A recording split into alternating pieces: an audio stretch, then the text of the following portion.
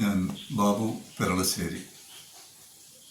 ഇപ്പോൾ ഇങ്ങനെയൊരു വീഡിയോ ചെയ്യുന്നത് എൻ്റെ ശാലിനി അടുത്തിയുടെ വീട് എന്ന ചെറുകഥാ സമാഹാരം അടുത്ത മാസം പൂനെയിൽ പ്രകാശനം ചെയ്യുകയാണ്. അതിനൊപ്പം തന്നെ ഈ പെണ്ണകം എന്ന ഒരു ഗദ്യ കവിതാ സമാഹാരം കൂടിയുണ്ട്. അപ്പോൾ കഥകൾ കേരളത്തിൻ്റെ 25 വർഷം 7 കഥകളിലൂടെ പറയാനുള്ള ശ്രമമാണ്. 8ാമത്തത് കഥയല്ല തിരക്കഥയാണ്. അതാണ് ഞങ്ങൾ ഒക്ടോബറിൽ ഷൂട്ട് തുടങ്ങാനും ഉദ്ദേശിക്കുന്ന സിനിമ.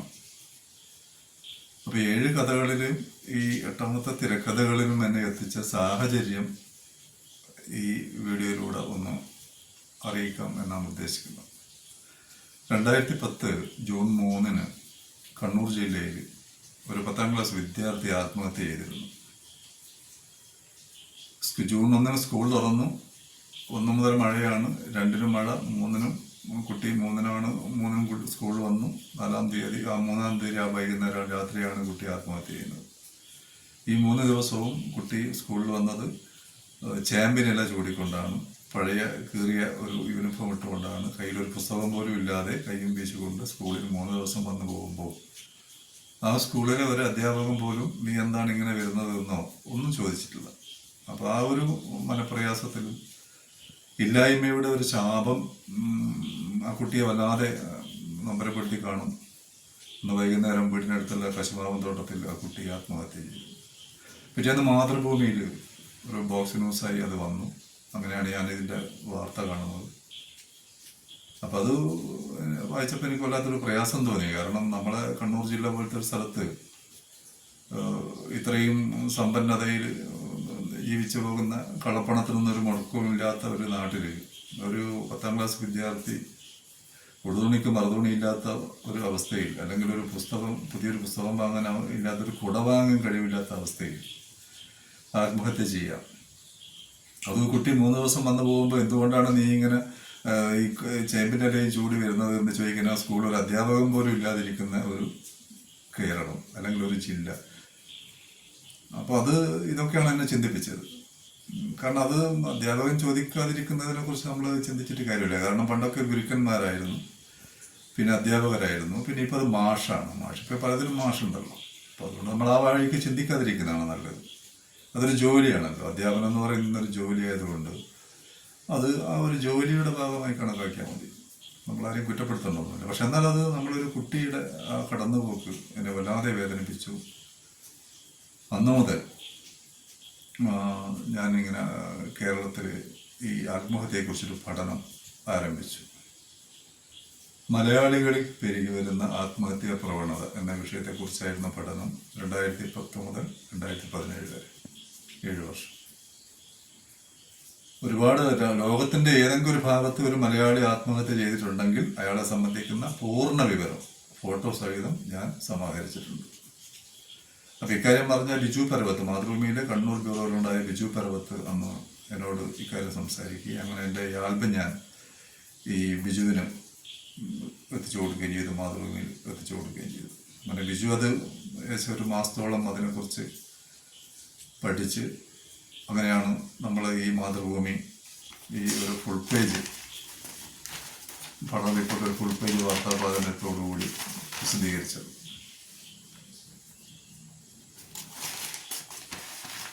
അപ്പോൾ ഈ പഠനത്തിലാണ് ഞാൻ എന്താണ് കേരളം എന്ന് ഞാൻ മനസ്സിലാക്കിയത്. കാരണം നമ്മൾ പഠിച്ചതോ നമ്മൾ ഇപ്പം നിരന്തരം മാധ്യമങ്ങളിലൂടെ വരുന്നതോ ഒന്നുമല്ല കേരളം എന്നും നമ്മൾ നിരന്തരം വഞ്ചിക്കപ്പെട്ടുകൊണ്ടിരിക്കുകയാണെന്നും എനിക്ക് മനസ്സിലായത് ഈ പഠനത്തിനിടയിലാണ്.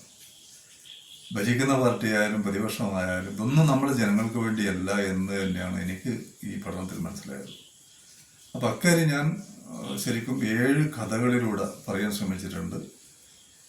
പിന്നെ ആ 7 കഥകൾ കഴിഞ്ഞ 8ാമത്തെ തിരക്കഥയാണ്.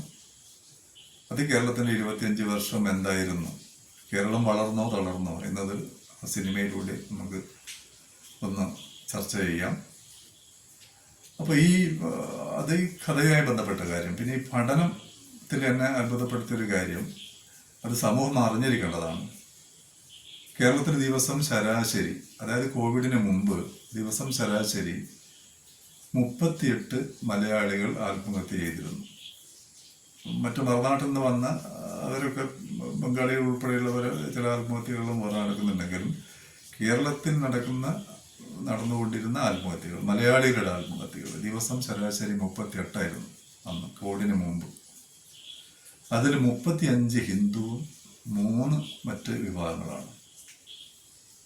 അപ്പോൾ ഹിന്ദു എന്ന് പറയുമ്പോൾ അത് വർഗീയത എന്നറിയാം, പക്ഷെങ്കിൽ അത് ഹിന്ദുവിന് പകരം പറയാൻ മറ്റൊരു പേരില്ലാത്തത് കൊണ്ട് ഹിന്ദു തന്നെ പറയുകയാണ്, ഹിന്ദു എന്ന് തന്നെ പറയുകയാണ്. കാരണം ഇസ്ലാം അല്ല മറ്റേതെങ്കിലും മതം, നമ്മൾ ക്രൈസ്തവർ മറ്റേത് മതത്തെക്കുറിച്ച് നമ്മൾ പറയുമ്പോഴൊക്കെ മതേതരമാണ്. പക്ഷെ ഹിന്ദു എന്ന് പറയുമ്പോൾ നമുക്ക് അതൊരു വർഗീയമായി തോന്നും. അതുകൊണ്ട് വർഗീയം തന്നെയാണ്. കാരണം അങ്ങനെ അത് പറയും, പരസ്യമായിട്ട് പോലും ഹിന്ദു എന്ന് പറയാൻ പാടില്ലാത്ത ഒരു സാഹചര്യത്തിലൂടെയാണല്ലോ നമ്മൾ ജീവിച്ചു പോകുന്നത്. ഇവിടെ മതപരമായ ഒരു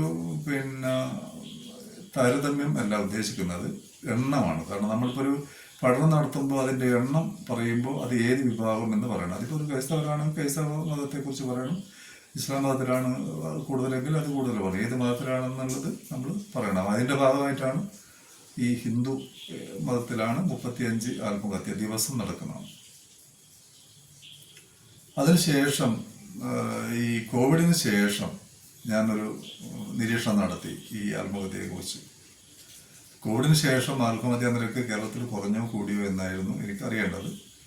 കോവിഡിന് ശേഷമുള്ള എൻ്റെ പഠനത്തിൽ മനസ്സിലാക്കി കഴിഞ്ഞൊരു കാര്യം, കോവിഡിന് ശേഷം കേരളത്തിൽ ദിവസം ശരാശരി 50 പേർ ആത്മഹത്യ ചെയ്യുന്നുണ്ട്. അതായത് ഒരു ജില്ലയിൽ ദിവസം ശരാശരി 4 ആത്മഹത്യ.